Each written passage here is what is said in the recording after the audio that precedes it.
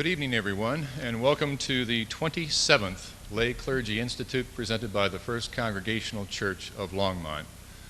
I would like to introduce our co-pastors at this church, Reverend Michael Lighty, who is standing at the back, and Reverend Ann Keir, who is up front with me. And I would ask Reverend Keir to open the evening with us the prayer. Let us pray. Gracious and all-empowering God, you call us to reach out with kindness and compassion and mercy, but reach out also to be advocates for all who are in need of advocacy. And so tonight we gather to hear Jim Wallis, a person who has shown the way for being advocates and being people of compassion. We thank you for Jim Wallis and his ministry of compassion and advocacy, a ministry that has shown the way for many of us, a ministry through Sojourners Magazine and its message. We thank you for empowering us in ways that we do not even understand we can be empowered. You give us far more than we ask or can imagine. Be with us this evening as we hear Jim, and as be with him and guide him. We pray this in the name of Jesus Christ, who is our Lord and our Savior. Amen.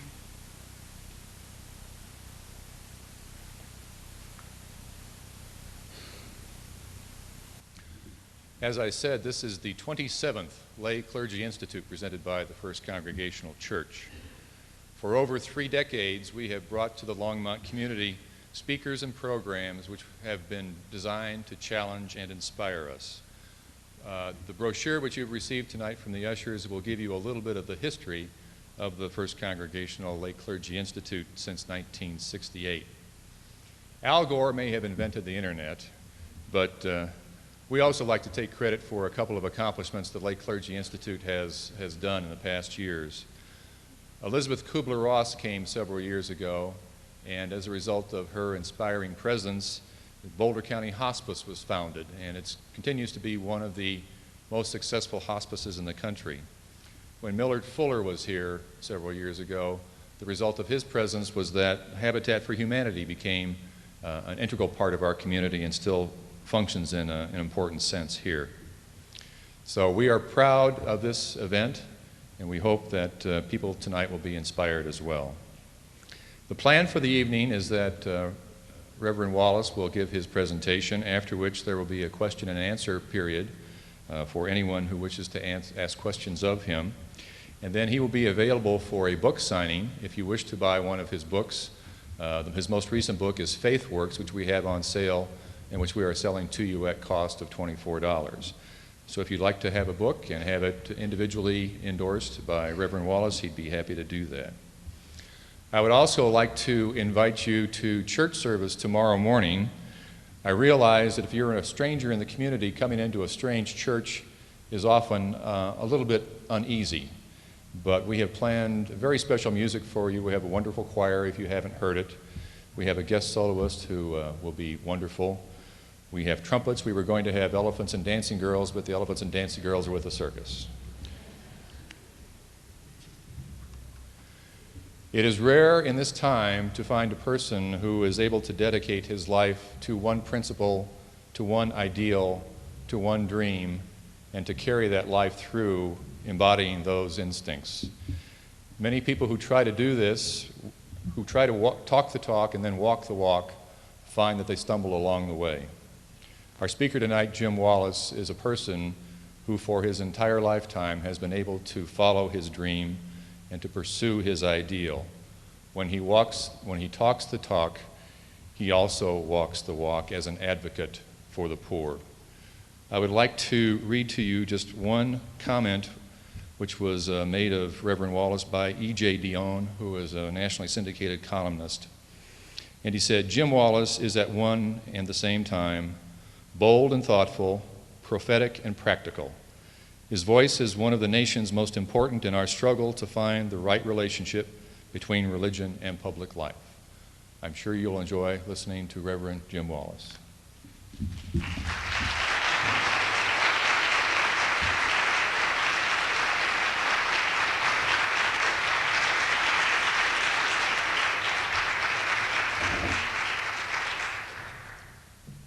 evening. Good evening. Thank you very much. You're welcome. Are we going to have our song now or at the end?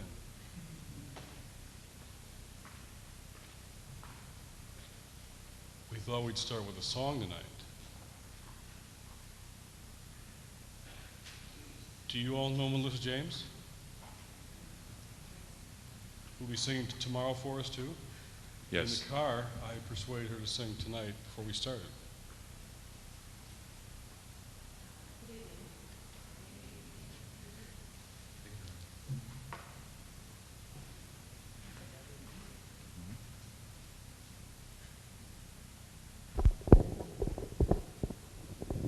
Hi.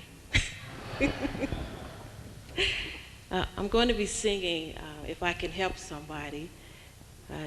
It's not only a favorite song of mine, but it's also it's Dr. King's favorite song as well.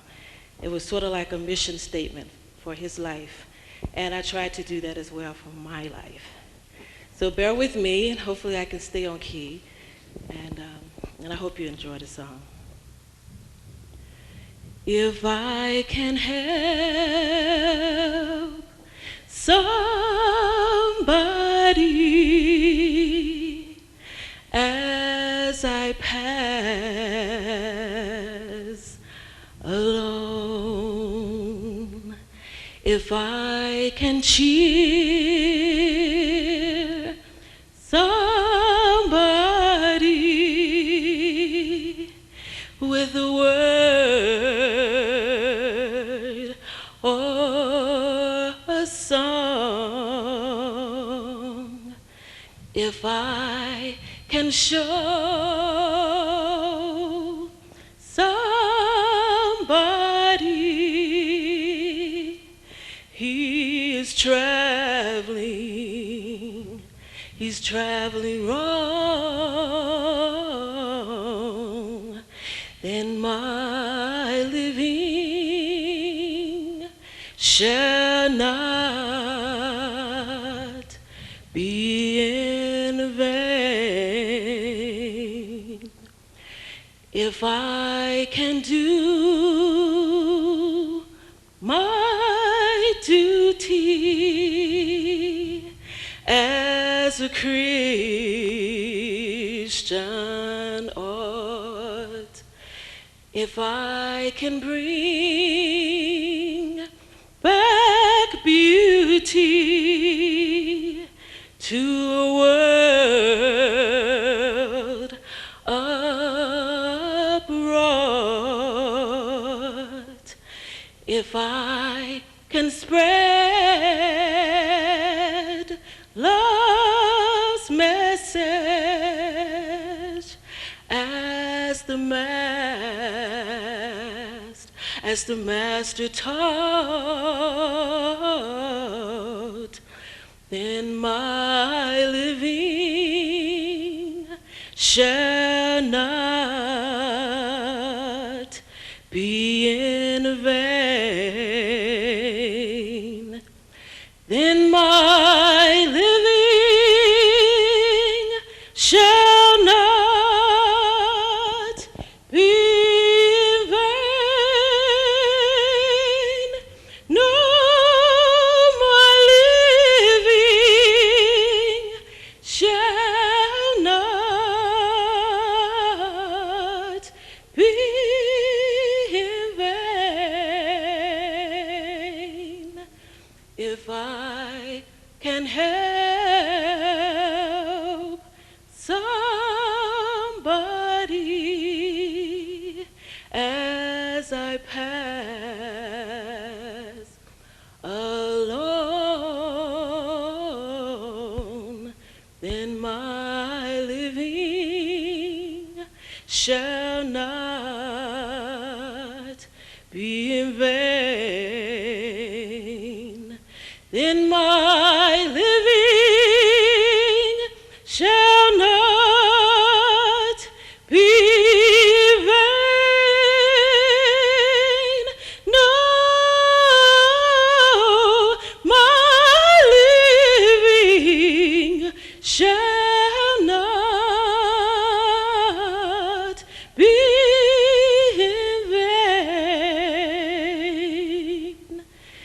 if I can help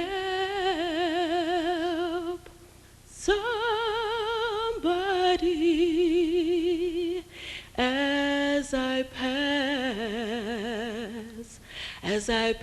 along, then my living shall not be in vain. Thank you.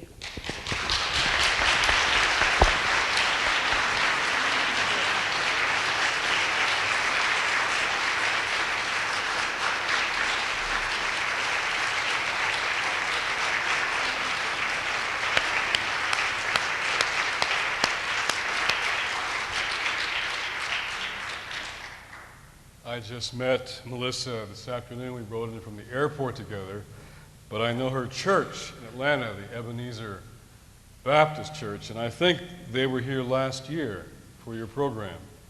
And you know, a good soloist always has an extra song in her pocket. And she had one for tomorrow, but I said, do you have an extra song? And she said, well, I just happen to have an extra song. So I persuaded my new friend Melissa to sing. Thank you very much for that. On the way in, we were talking about Ebenezer Baptist Church, which of course was the home church for Reverend Dr. Martin Luther King Jr. and Sr., and is the place that for many of us was the that church and that pulpit was the place that shook and led America to a new place. And I told her the story of the first time I got to preach at Ebenezer, and I was a young preacher, and I was scared to death. This great place and this historic pulpit. I mean, Martin King had preached in that pulpit, and his daddy had, and there I was. What am I doing here? I thought to myself. It was the first year of the official holiday of the King birthday celebrations, an annual peace and justice service, and I was there to preach, and I was so scared. And I told her the story that I began very timidly and tentatively, and there was an old brother, Deacon Johnson, is that right? Deacon Johnson, who in a good black church is always somebody who's called the Amen Corner. And he was the Amen Corner. He sat there and he said, he knew I needed some help.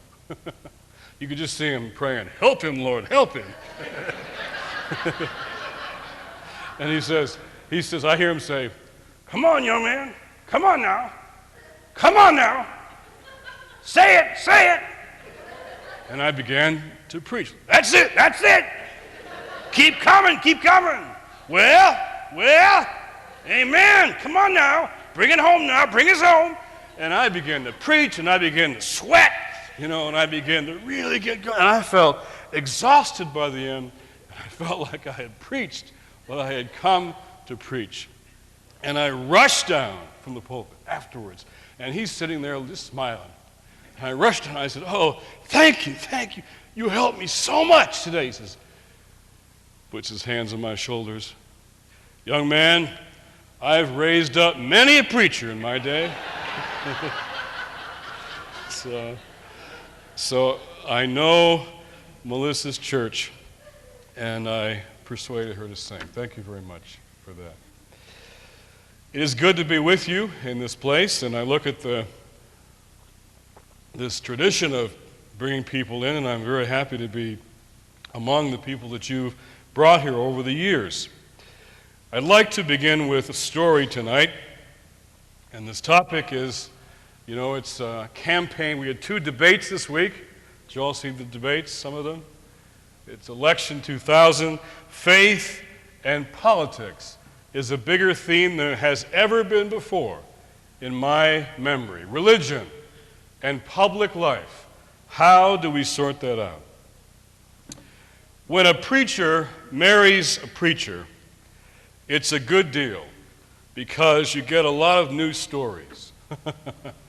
And preachers always need new stories. When I married Joy Carroll 3 years ago, an Anglican priest, from the Church of England, one of the first women ordained in the Church of England about 5 years ago. When I married Joy, I got a lot of new stories, and this one is hers, so I'll give her credit. One of her colleagues, studying for the priesthood like her, was very worried, very nervous about his first Sunday school class. Now, he was young, but he hadn't been a kid for a long time.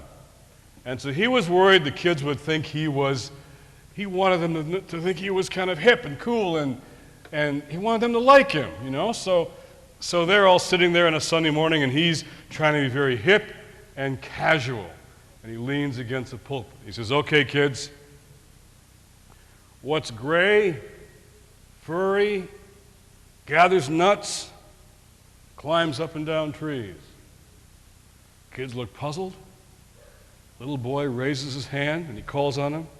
And this little boy is struggling with his answer.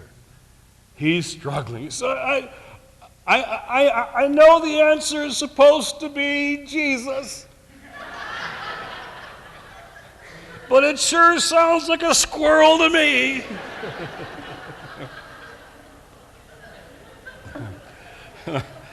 And I share that story to make a simple point. There are no easy religious answers to hard questions. Let's start there. There are no easy religious answers to hard questions. And yet, in this election year, there's a whole new conversation about faith and politics, religion and public life. In fact, they have a new acronym for us.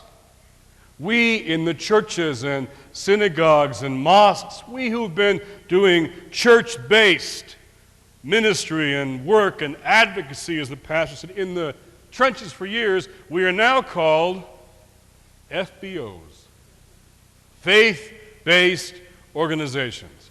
I didn't know I was an FBO until a couple of years ago. Now we are all faith-based organizations. I teach a course on Monday up at Harvard. It's a course at the Kennedy School of Government. Not the Divinity School, but the School of Government. And I fly up on Monday morning, come home at night, and the course is called Faith, Politics, and Society at Harvard's Kennedy School of Government. In the class, I've got 90 students, and they are from the Divinity School, they are from the School of Government, they're from the law school, the business school, education school, School of Public Health, the School of Design for some reason, undergraduates, and it's the broadest class at Harvard this fall.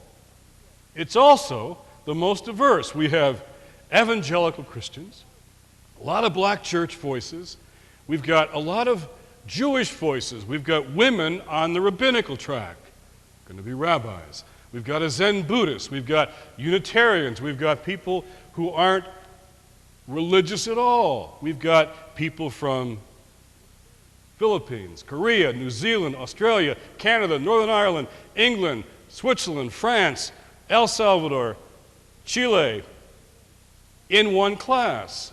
We've got a Chinese government official who says the future of China is non-governmental organizations, non-profit organizations, including faith-based, so I'm here to get ready for reforming China. We have a New York City police captain sent by his department to be in the class. We've got mid-career, we've got young kids, and I was amazed at how this issue of faith-based organizations is sweeping Harvard University. Something is happening. Something new is in the air. Joseph Lieberman talks about his Jewish faith, and the country likes it. It causes controversy.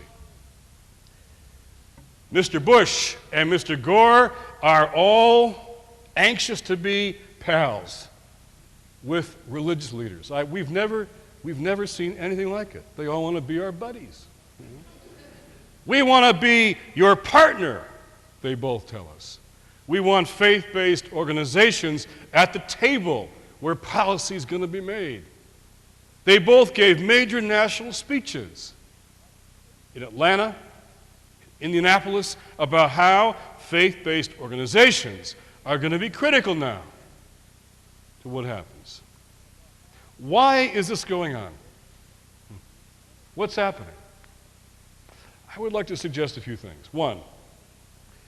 One critical thing was when they passed that welfare bill in 1996. You remember that? Whether you were for it or against it, that moment mobilized churches and synagogues, because what happened was people started showing up at the door. A lot of hungry folks and homeless folks, and the lines got longer, and the churches began scrambling. Now, I live in a very poor neighborhood in Washington, D.C., 20 blocks from the White House, where kids go to bed at the sound of gunfire at night. And I was one of the ones who knew we had to reform the welfare system. It wasn't working. It wasn't helping people get out of poverty. It was servicing poverty. I mean, we've had two schools of thought in this country. One, the liberals want to service poverty, and the conservatives want to say it either isn't there isn't any poverty, or if it is, it's their fault. But neither are talking about overcoming poverty. Welfare system wasn't working, but I just thought when you tear down a house, you should get the people out first. And it's a simple idea. They just tore down the house without any alternatives in place, and so we began scrambling in the churches. All of a sudden, we decided we might start working together. Now, I've done some gang truce work, Crips and Bloods and Vice Lords and Gangster Disciples. We've had some national gang peace summits. But getting churches to work together is much more difficult than getting Crips and Bloods to work together. But nonetheless, after that welfare bill passed, all of a sudden, it was easy to get the Catholic bishops, the National Association of Evangelicals, the National Council of Churches, World Vision, World Relief, Prison Fellowship, all of them began to say, yeah, we need to work together. And so we had this table that called renewal, and we got them all together. We've met 5 times now. We met last week. Last week, all of the major church bodies in this country, representing millions of people, no longer trying to figure out if they want to work together, now are saying, what do we have to say to Mr. Bush and Mr. Gore? We wrote a letter. It was sent yesterday. The press gets it on Monday.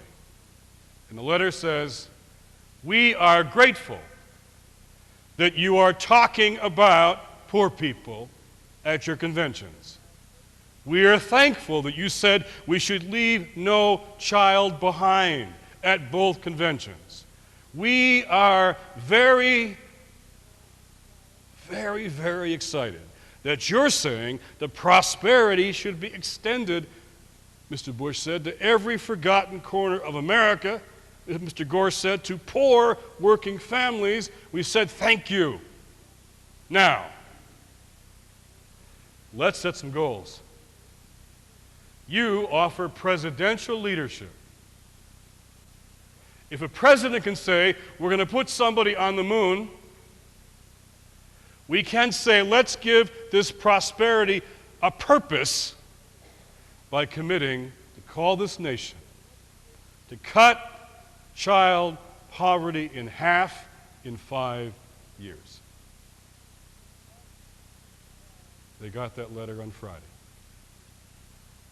It's specific. It has a goal, and we're saying, you can't do it by yourself. We know that. It's going to take all of us, the whole civil society, business, labor, churches. We will do our part. We will step up, we FBOs.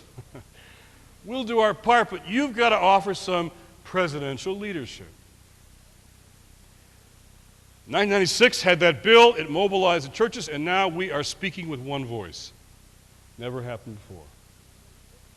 Then there's this track record of the faith-based organizations. Eugene Rivers, my friend in Boston, 10-Point Coalition, black ministers on the street with the criminal justice system. They cut the youth homicide rate in Boston by 90% in 3 years. And the police chief said, it's because of those ministers. That's why. All over the country, there's a track record of church-based projects and soup kitchens and welfare to work and neighborhood development, community organizing all over the country. We have a living wage now in Los Angeles because clergy and laity, United for Equity, Christians and Jews, marched in the streets for low-income workers, for hotel workers. City passed a living wage. All over the country, the job is getting done. Third, there's a whole movement now from national solutions to local ones. All over the country. And local churches and congregations are so well situated to provide leadership now. Then there's that whole notion of the personal as political, or the political as personal. It was the feminist movement that taught us that, but now churches are learning that. You can't talk about poverty unless you're willing to get to know a kid who's poor. Jesuit Voluntary Service Corps sends kids into soup kitchens and shelters and battered women's clinics, and they have a motto. It says ruined for life. You spend a year and it'll shape the rest of your life. My brother ran that program in the Midwest for 10 years, and all over the country he's got alumni and their teachers and their business people and doctors and lawyers and organizers, and their lives were shaped by that year. And finally, we need a new approach. Here's the problem with left and right, liberal, conservative. It doesn't work on the street. In Washington, they take a problem, they say, we just need to find somebody to pin this on, someone to blame. And then we do, and then we succeed, and we win and they lose. But we forgot to solve the problem. So the left yells, we need good jobs.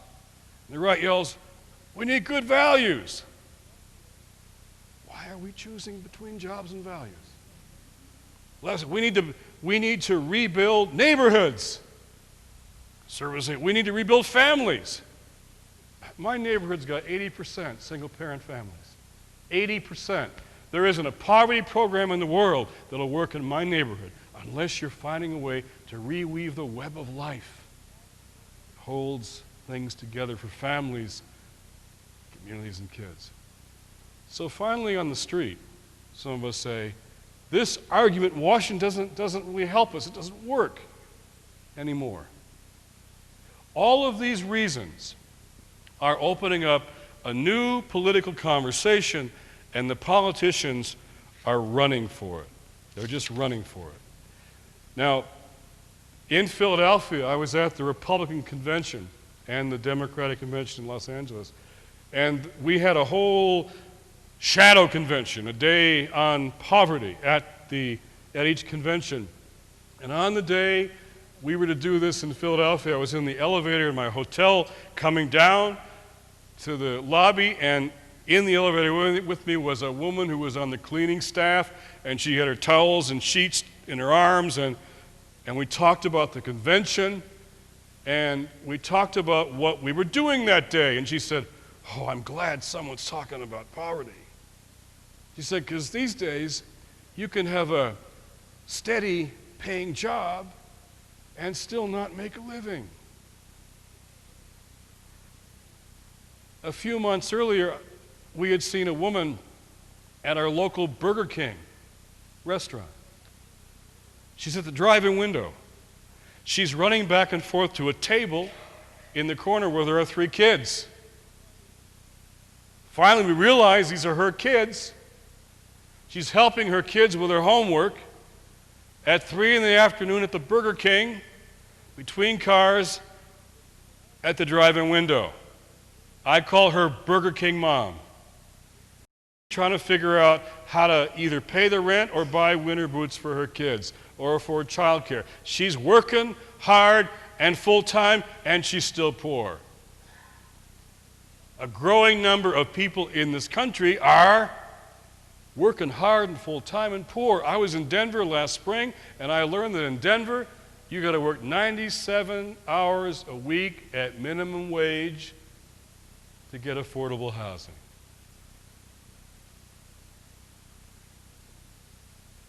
These are fundamental moral issues. These, in fact, are religious issues. And they're being perceived that way now by a growing number of people in this country. Last weekend, a poll was done. You know, they do polls all the time now about the moral voters. Who are the moral voters? And they found that the number of moral voters is increasing, and now the moral issues are extending beyond the ones that have been named before, often abortion and sexuality and Hollywood sleaze and the rest, important questions. But now the poll says how we treat poor people is polling as a moral issue. How we get health care to 44 million Americans who don't have it is polling as a moral issue. That's a big change. A big change. So the conversation is changing. The climate is changing. I want to suggest tonight that we have in our time, in our history, 3 moments or 3 movements where faith and politics come together. The first, of course, was the Civil Rights Movement, where I joined at 14, 15. I cut my teeth in that movement. It's where I learned about politics from people like the Reverend Dr. Martin Luther King Jr. I was a white kid in the Civil Rights Movement, and that's where I learned about faith and politics. Yeah, I'd grown up in the church. I'd grown up in a little evangelical church in Detroit, and I got saved one Sunday night when a revival preacher came through, and you know, I was 6 years old, and my parents were worried because I hadn't gotten saved yet, you know, and I was 6, you know, and moving right along there, and so all the kids had to sit in the front row. And he preached, and he was fiery, just like we'd heard. He was really scary to me. He pointed his finger at me. He said, if Jesus came back tonight, your mommy and daddy would be taken to heaven, and you'd be left all by yourself.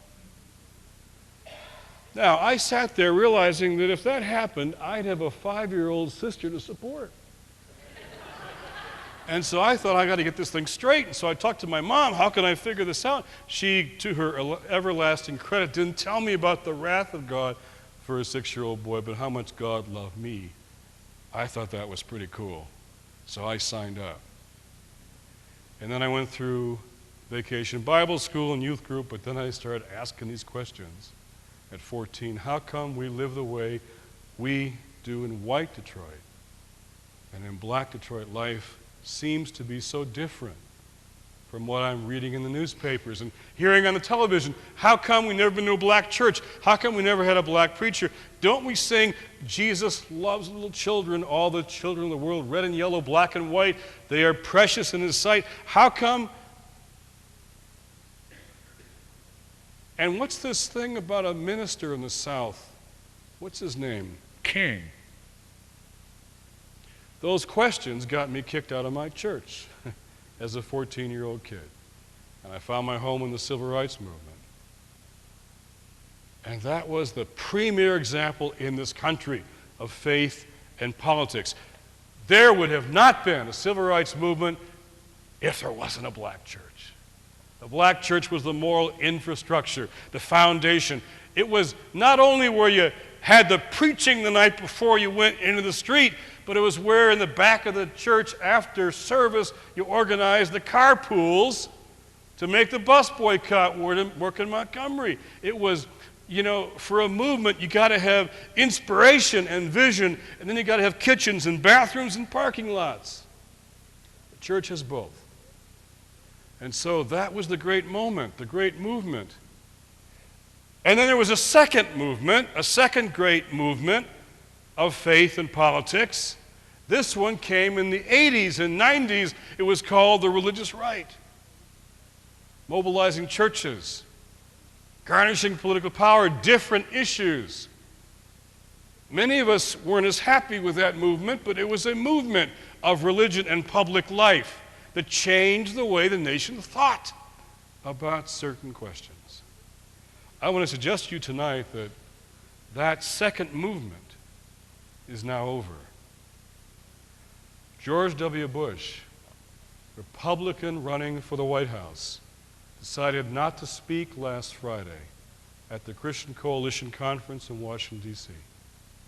That has never happened before. The Christian Coalition, the moral majority, religious right, whatever you think of them, don't waste time fighting them anymore because their time has passed. And a third movement has begun. This third movement is going to be a movement for economic justice led in large part by people of faith. And it's already happening. How many of you know about Jubilee 2000? Jubilee 2000, a campaign to cancel the debt of the most impoverished countries in the world.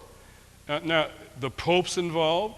A press conference last week, Bono was there. You know U2, the band, Irish band? How many of you know U2? Bono, right? Bono and the Pope, they're like this. Bono went to see the Pope.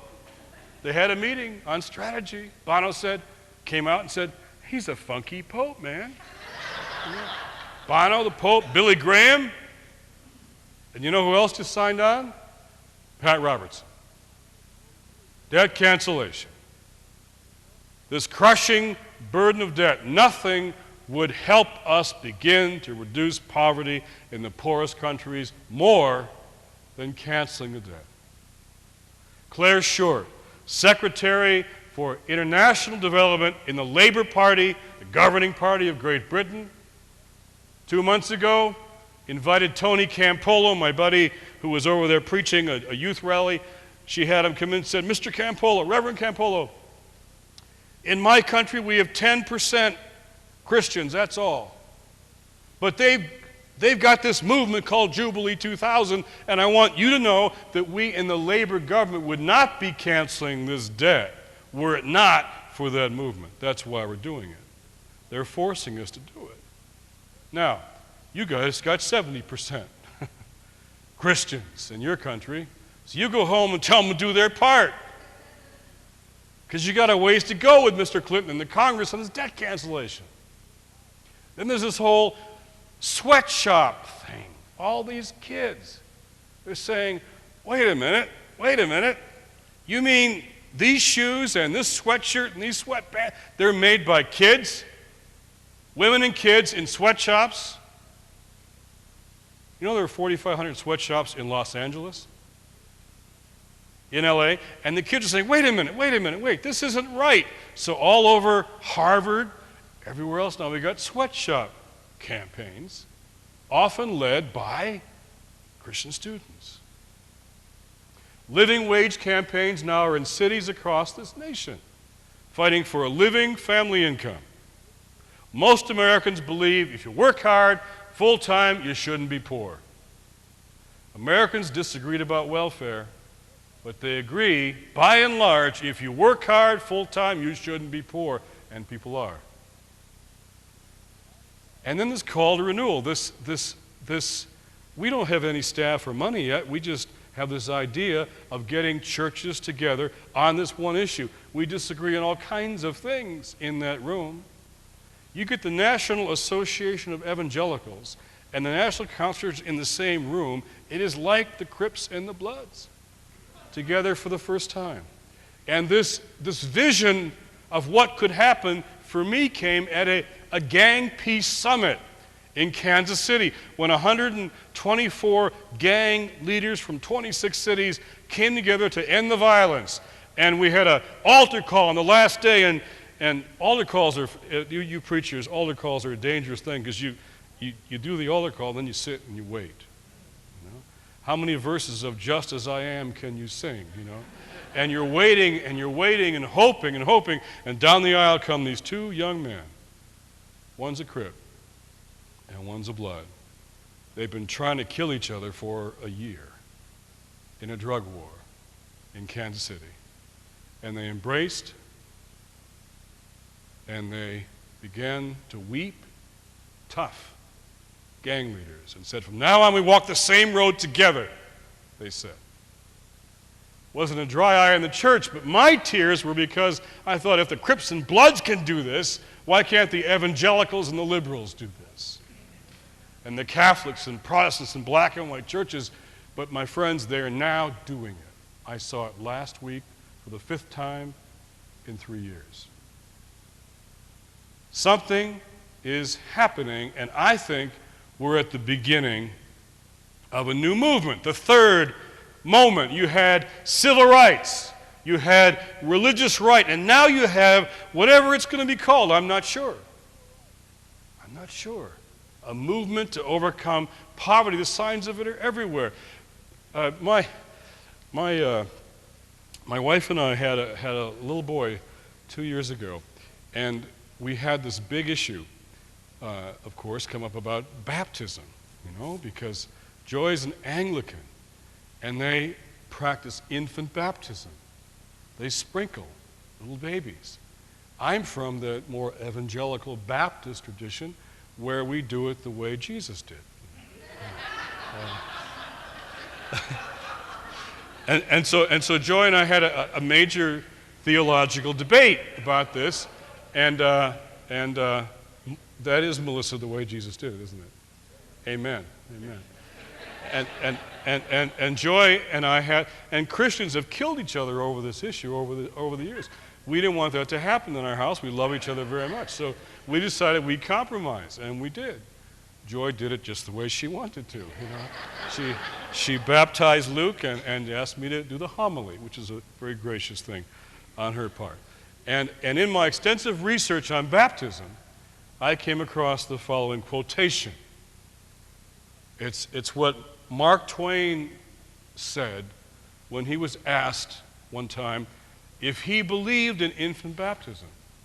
Funny thing to ask Mark Twain, the great humorist, cynic, and unbeliever. Do you believe in infant baptism, Mr. Twain? His answer was, believe in it? Hell, I've seen it.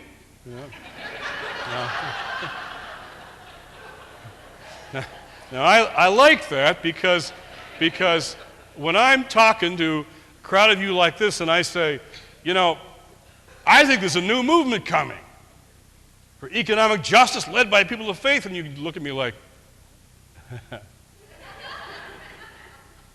really? Huh? All this prosperity and the power of big corporations and all the materialism movement for economic justice. And I want to say to you, because I'm an evangelical Christian, believe in it, heck. I'm seeing it all over the country. Here's the great moral question of our time.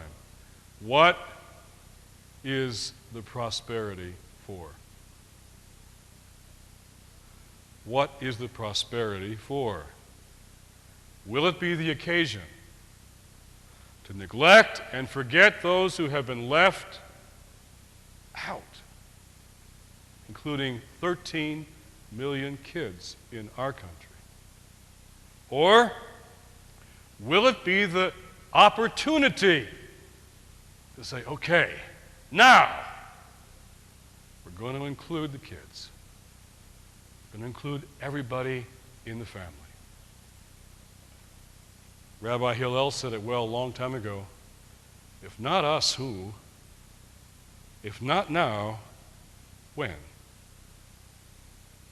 When presidential candidates, not known for this commitment, begin to talk about poverty in the face of prosperity, when Al Gore talks about Burger King Mom, when Governor Bush talks about extending the promise to even that cleaning staff woman in the Philadelphia elevator, you may say it's lip service, but you know what?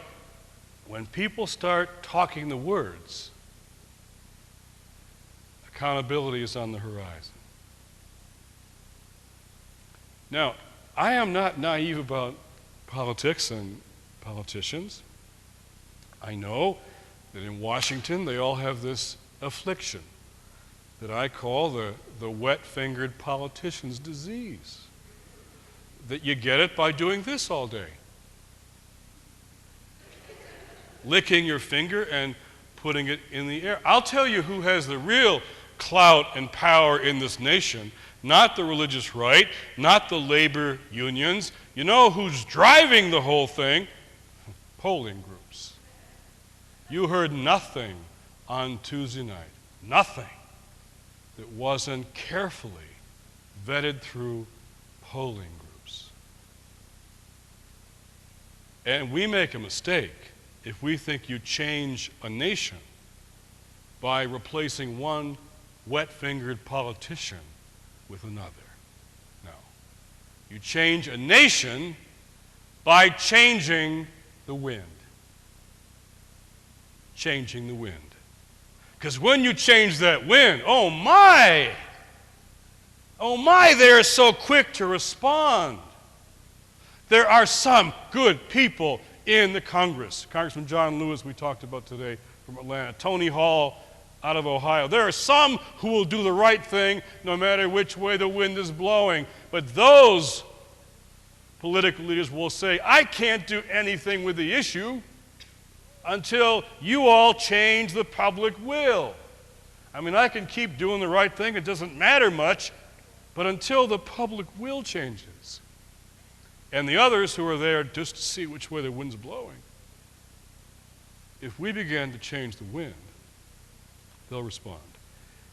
In the religious community, our vocation, our job, who we are, is to be wind changers. If you didn't sign up for that, you didn't get the story right at the beginning. We're supposed to be the wind changers. We're supposed to be the ones, well, it's kind of like this. There's a cycle in history, a chain almost, a chain of how things happen. It starts over here, we'll call it faith, which prompts hope, which creates action, which leads to change. Now, over here at the change place, everybody's a believer. I sat there in Pretoria with 150,000 South Africans and people from all over the world hearing Nelson Mandela inaugurated, announce the birth of a new nation. On that day, everybody believed. CNN believed. NBC believed. Dan Rather believed. Everybody believed on that day. But back over here, when Nelson Mandela was in jail, when you couldn't name his party, ANC, out loud without being put in jail yourself, when all the political leaders were in exile or in prison, or they'd been killed, tortured and killed, when they were blowing up, bombing the South African Council of Churches. Over here, when there were only a few beleaguered church leaders left to stand up and tell the truth, it was hard to believe. FBO, most important word in the FBO is the first one, called faith. Hebrews says, now faith is the substance of things hoped for. Remember that verse? The evidence of things not seen. Or my paraphrase of that is, hope is believing in spite of the evidence and then watching the evidence change. That's not a foolish, utopian kind of, soft religious idea. That's a very shrewd understanding of how history changes. Because over here, at the difficult time, you had Archbishop Desmond Tutu saying, as Christians, we are prisoners of hope. That's what he said.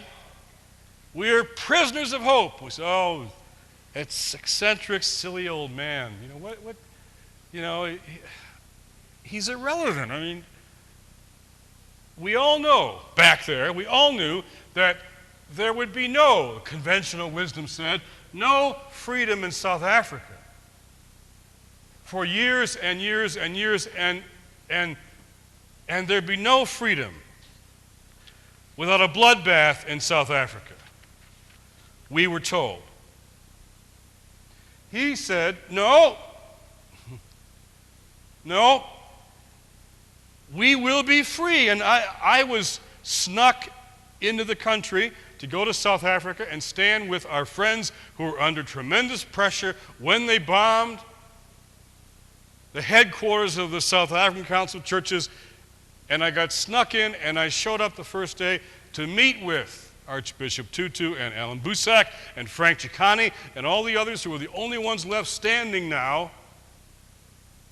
And in St. George's Cathedral on that first day, they'd called for a political rally, and the government canceled it. And Desmond Tutu said, okay, we're going to then have church. Cancel that. And they didn't. But they massed outside by the hundreds, the security police, full riot gear, fully armed, to intimidate the worshipers on the inside. And he got up to preach. Little man, long flowing robes. And the South African security police were so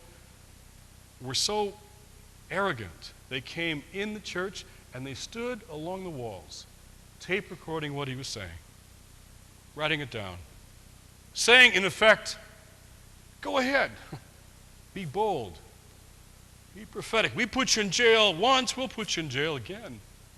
Go ahead. But he stood there, the Archbishop, and he said, this system of apartheid cannot endure because it is evil. Well,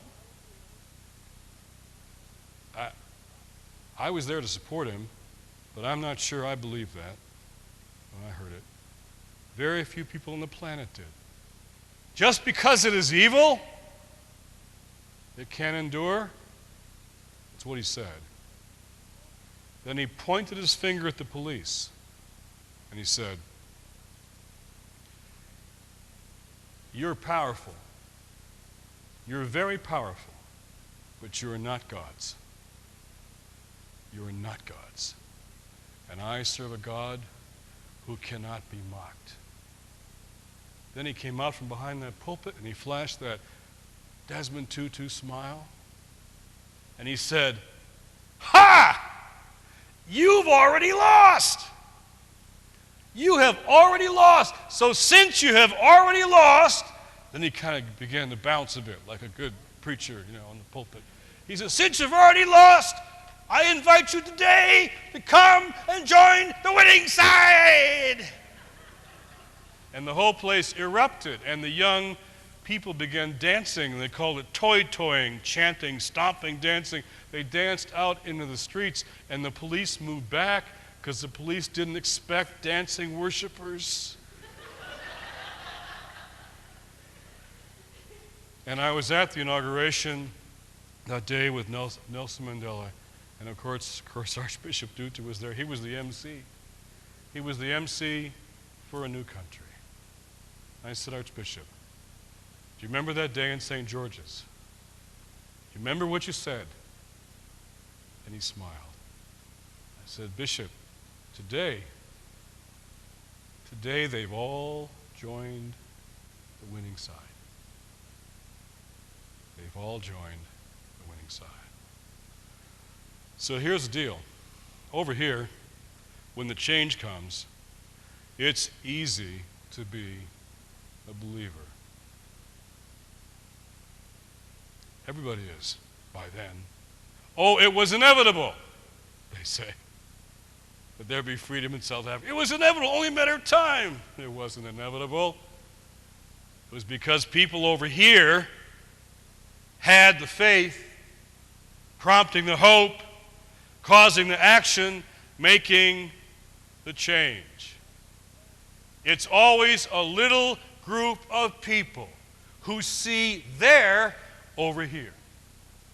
Standing here, they can see over there. They can see what it's going to be. They can see through the eyes of faith that the powers that be don't have all the powers. The IMF was shocked in Seattle when all the kids showed up. They were going to have a quiet meeting to talk about the rules of global trade. It had always been quiet meetings behind closed doors with only a small group of elites. All of a sudden, there's all these people in the streets. I was there the night before preaching in the cathedral. Cathedrals are not usually full in this country. They were hanging off the rafters. They were standing, sitting. You could just feel the energy in that cathedral. And so I did what I always do when I feel the excitement of a crowd. I talked about biblical archaeology. And I told them that you know, when they dig down in the ruins of ancient Israel, they find periods of time when the houses are more or less the same size. And the artifacts of life show a relative equality between the people. And that during those times, the prophets were silent. They had nothing to say. There was no Amos, no Isaiah, no Jeremiah, just silence. But during other times, when they dig down and they find periods when there were huge houses and small shacks, and the instruments of life show great disparity between the top and the bottom. During those times, Isaiah, Jeremiah, and Amos rise up and thunder the judgment and justice of God. And I always end that story by asking, where are the prophets today? And as I ask the question, sometimes you can feel a congregation of people ready to answer your question. And I said, quietly, I whispered, I think they're here. And they jumped out of their seats. We're here in Seattle. They were there. And Seattle, you know, and every protest is full of, it's always a mixed message. I mean, I don't think trashing Starbucks windows is probably the way to a better future. But mostly they weren't there doing that. They were saying, from now on, the rules of global trade are going to be a public conversation. A public conversation. So, when I see young people in the streets because they think that they can change a global economy, when I see evangelicals and liberals dropping their gang colors, you know those two kids who came down the aisle? The first thing they did in the pulpit is they dropped their gang colors on the ground. Red kerchief, blue kerchief, says what gang, you can be killed for dropping your gang colors. They dropped their gang colors, and with tears in their eyes said, from now on, we're walking the same road together. I see churches dropping their gang colors. Churches are like gangs. We got turf, territory, paraphernalia, grievances. We are like gangs, and we're dropping our gang colors. Because somebody over here needs to believe that economic justice is not just some kind of religious notion for inside churches. Biblical justice is what is healthy for a society. It's when everybody wins. I know friends of mine now, CEOs for a living wage. I've got friends who are part of a group called Responsible Wealth. These are the top 2% of the country, wealthy people who are doing ads in the New York Times against any more tax cuts for them. Thank you. We've had too many. My group has had too many tax cuts. Warren Buffett said, this is just stupid, this great gap between the rich and the poor. CEO salary to average workers 30 years ago was 30 to 1 in this country. In Japan and Germany today, it's about the same. To 1. In this country now, the gap between CEO salary and average worker is 419 to 1 in 30 years. That's bad for everybody. You know, if the income of the top 20% has risen in the last 10 years 520%, average worker 34%, which means if the average worker's salary had risen as fast as the CEO salaries, the minimum wage would now be $29 an hour.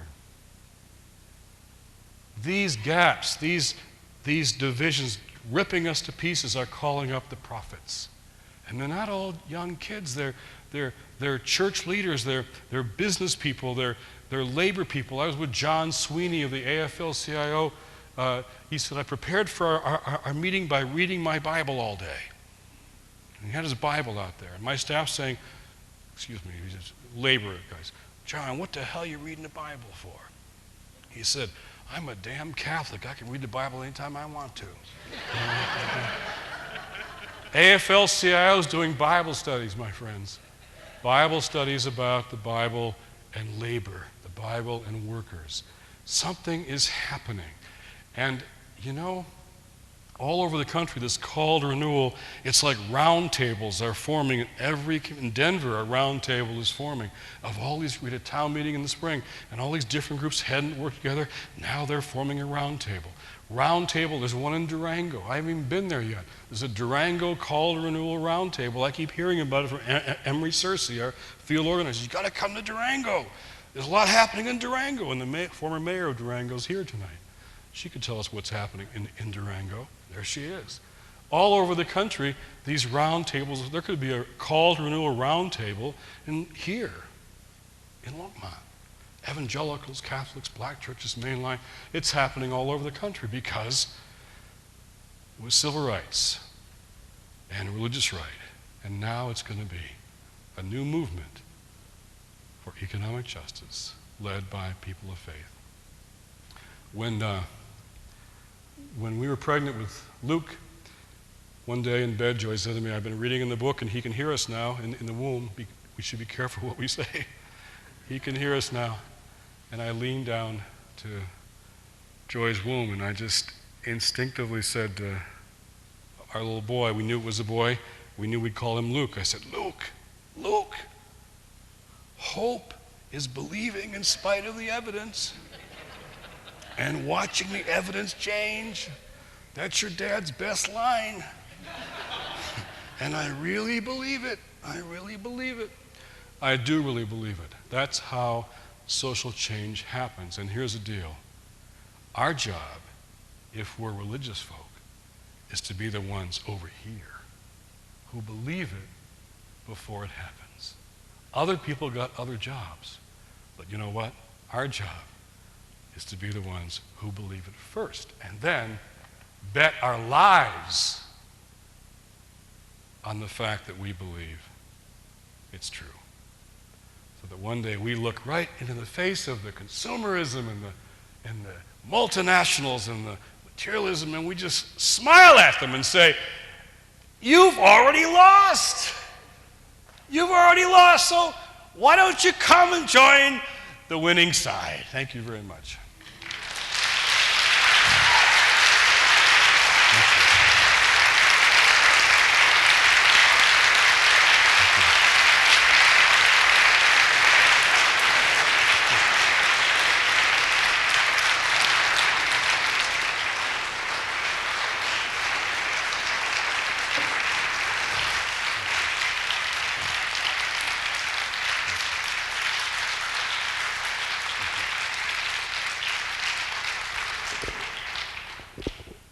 do have time for some questions and answers. If anybody would like to pose questions to Reverend Wallis, I'll be happy to provide the microphone for you so we can all hear. Don't be shy. Jump right in. He'll even answer the Bronco questions. He asked about Terrell Davis today. Thank you. Speak a little bit more, would you, about speaking truth to power. Is that enough of a question? Sure. I think it's, for me, it's in this wind-changing metaphor. I think we've got to do the work to build, like I'm doing a lot at Harvard about having people think movement. Don't just think ministry. We've got all of these wonderful projects all over the country, and the best work. I was in the home of one of your most prominent politicians a couple of years ago, and he had a meeting of all of former governors and senators and former, and the formers they get real creative when they leave office. They start thinking about solutions that they should have tried. And they were having dinner together at a home right outside Denver here, and I was there to speak to them about solutions and values in politics, and they said, nobody has any answers anymore. Nobody has any solutions. I said, what do you mean? They said, well, nobody has any. I said, of course they do. All over the country there are answers to.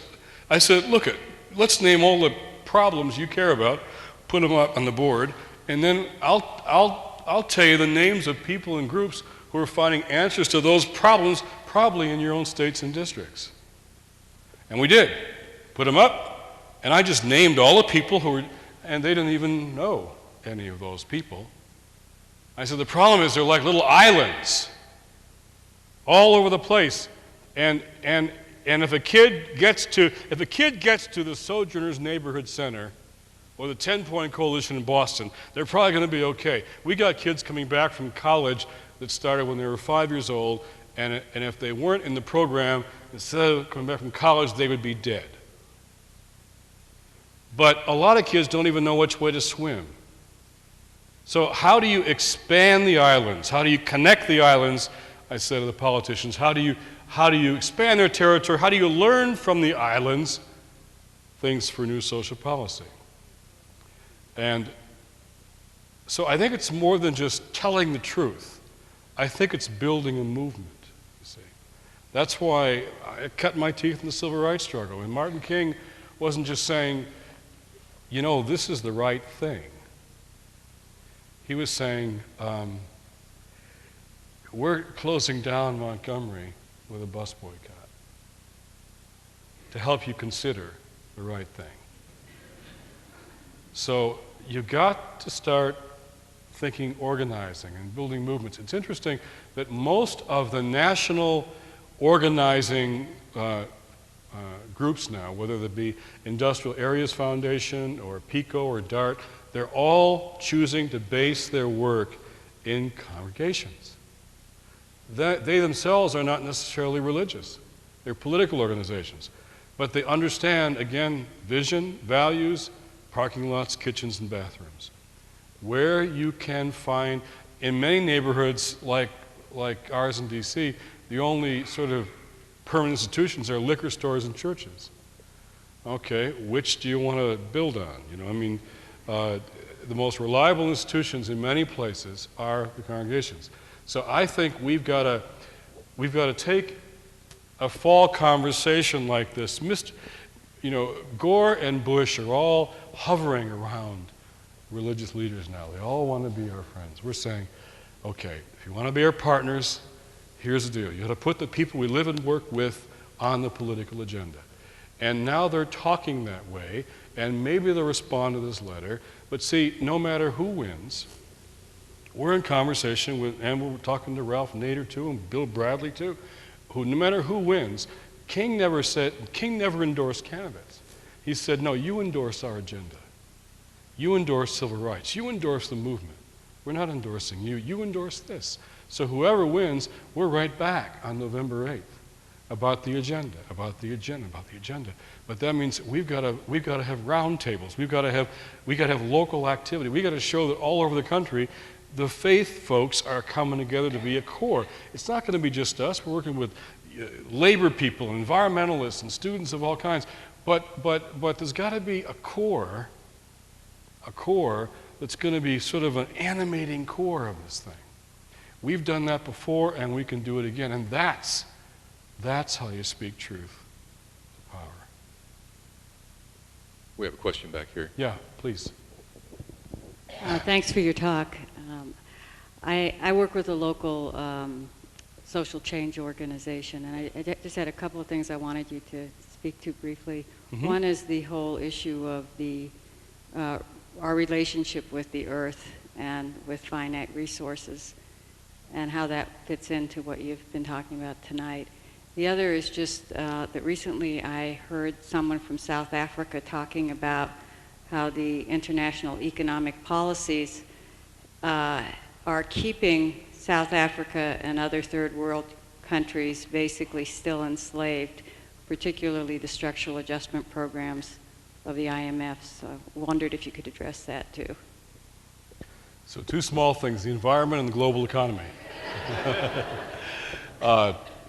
In the biblical vision, the better word, of course, as you probably know, is shalom, which is not just peace or justice. It's about right relationships. It's reestablishing, restoring right relationships, and that vision always is inclusive of all of God's creatures and all of God's creation.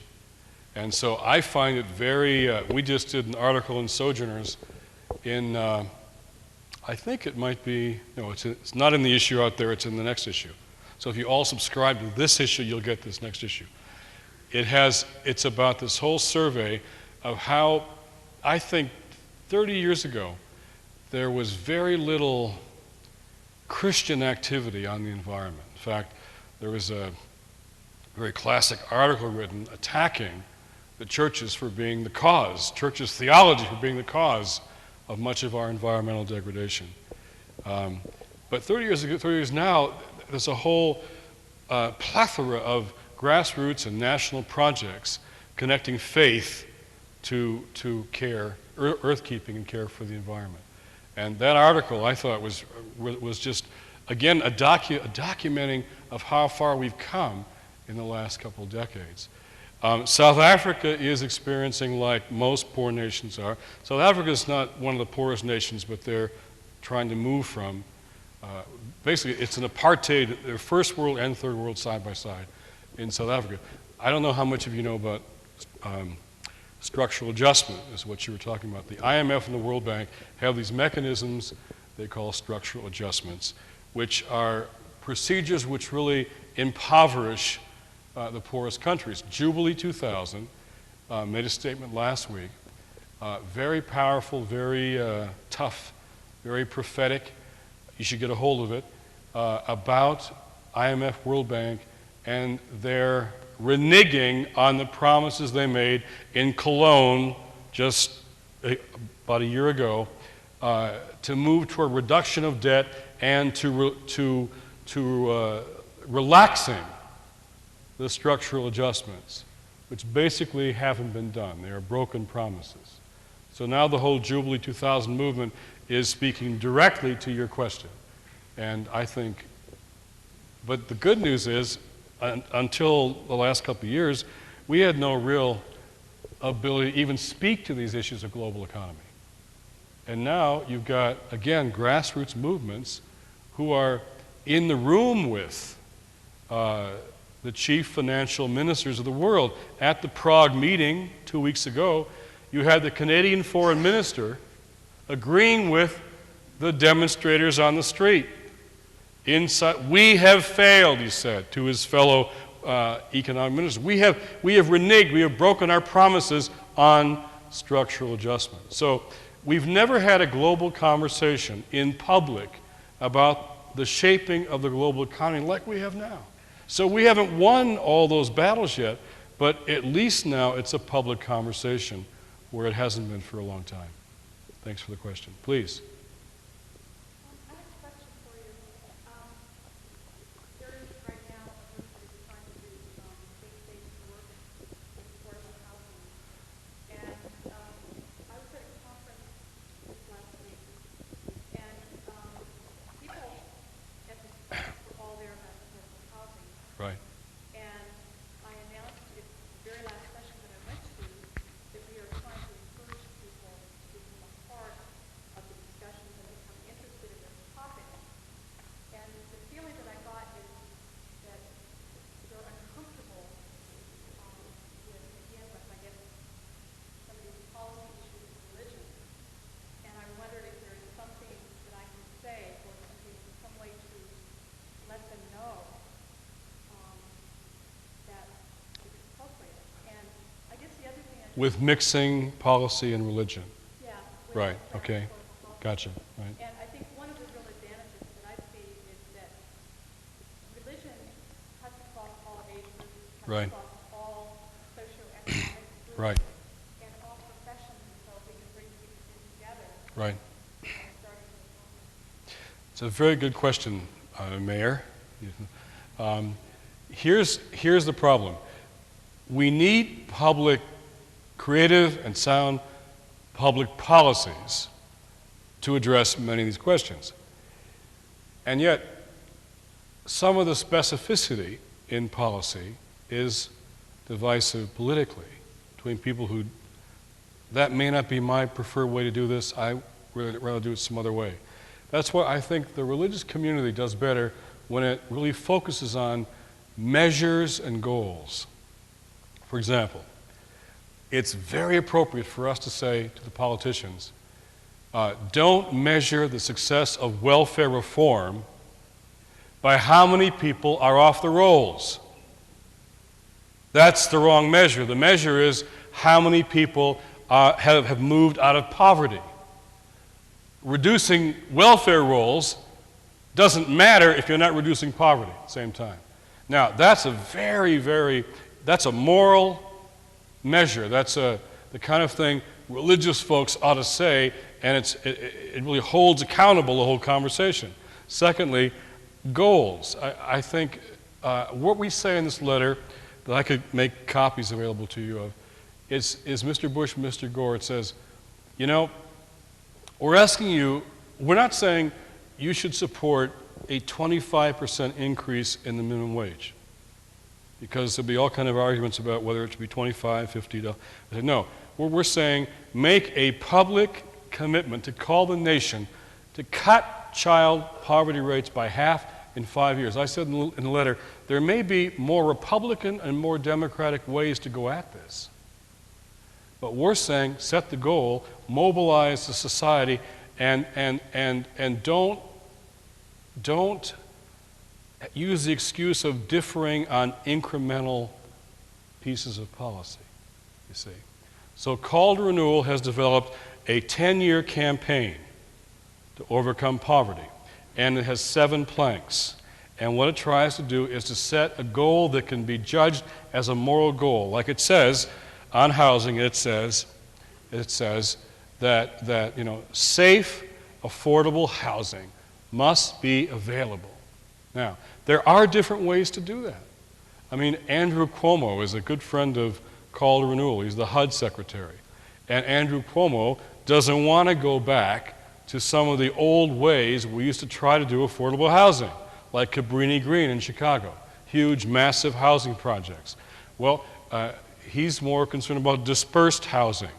You know, well, there are different ways to do this, but rather than you can't make particular pieces of policy theological imperatives, but you can say health care, 44 million Americans not having health insurance is a moral scandal. So when Trent Lott says, well, we didn't like Hillary's plan, fine. Okay, Trent, what's your plan? How are you going to provide health insurance for 44 million Americans? You can't not have a plan. You don't like hers, do it a different way. There are different ways to do that. But you got to get to the place of health insurance, affordable housing, and you get to the schools question, and you really get in trouble. You're going to argue all day about vouchers versus public schools, or say, here's a principle, that a child's education should not be determined by their zip code. And so, how are we going to get there? I think that I think you're going to have to experiment with different models in education of how to get there. And both left and right who don't want any experimentation are going to have to slow down and say, we want some results here. Okay? So I think the religious community weighs in at the point of measures, how we're measuring this and setting goals. I mean, how could anybody on the political spectrum object to the moral goal of reducing child poverty by half in 5 years? No, we think it's fine. In Sweden and Belgium, they've got 1 in 50 kids poor. We have 1 in 5, but that's okay with us. This new census report that came out last week, I don't know if you've seen it yet, we've made finally a little bit of progress on child poverty, finally. All these years of prosperity, all of the Clinton-Gore years, Democrats in the White House, no movement on child poverty. Finally, last week, a little bit of movement. So it's like maybe most generous, 1 in 6 children in America. And for children of color, it's twice. It's like 1 in 3. Race is intimately connected to poverty in America. Always has been. So I had reporters call me and say, you've seen the census reports? I said, yeah. So should we just declare a victory? I said, are you happy with 1 in 6 kids in the richest country in the world being poor and 1 of every 3 children of color? Well, no, I guess not. And the inequality continues to rise and grow and grow and grow. You know? So I just think this is becoming a moral question. So I would advise, don't get involved in, say to the politicians, it's almost like we're saying, help us, let's do this together. You know? A living family income, this might be more detailed than we want to do tonight. A living family income will probably come by, you've got to raise living wage, minimum wage, you've got to have wages go up. But the Earned Income Tax Credit, EITC, was a Republican idea, one of the best things that supports working families, tax credits, that has been going up, and that's part of why we did a little better last year in the census. So what is the right combination of how much increasing wages, how much increasing EITC, how much targeted help with childcare, education, transportation? There's a mix, there's a cocktail mix here that we could get to. We could probably do it in some different ways. But the religious community's got to say, getting it done is what we're going to make sure happens. So we'll work with you on various ways to get it done. But we're saying getting it done has got to be the thing that we're going to keep in front of you. Okay?